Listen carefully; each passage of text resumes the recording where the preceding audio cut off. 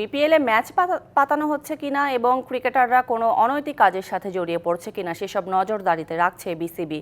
আসরের শুরু থেকে বিসিবির অ্যান্টি কারাপশন ইউনিট রয়েছে তৎপর, তাই টুর্নামেন্ট চলাকালীন এই বিষয়গুলো নিয়ে সতর্কতার সাথে সংবাদ প্রকাশের জন্য গণমাধ্যমের প্রতি আহ্বান জানালেন মিডিয়া কমিটির চেয়ারম্যান ইফতেখার রহমান মিঠু।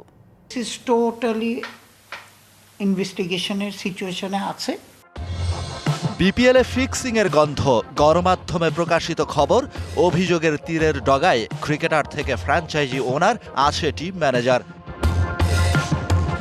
ব্যক্তির পর রয়েছে প্রতিষ্ঠান, Durbar Rajshahi, Dhaka Capitals, Chittagong Kings, Sylhet Strikers. খবরের সত্যতা কতটুকু, কি বলছে বিসিবি?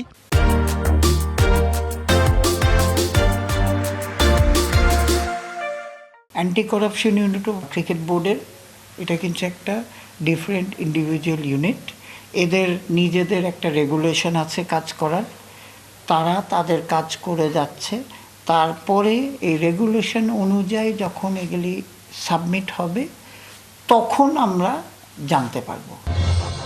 হোম অব ক্রিকেটে চলছে সব ঠিকঠাক। শেষের পথে এবারের আসর 7 দল থেকে 4, এরপর 2, শেষ পর্যন্ত 1। বিপিএল নজরদারিতে কাজ করছে বিসিবির নিজস্ব অ্যান্টি কারাপশন ইউনিট। মিডিয়া কর্তা বললেন, হিসাব নিকাশ করছে বিসিবিও।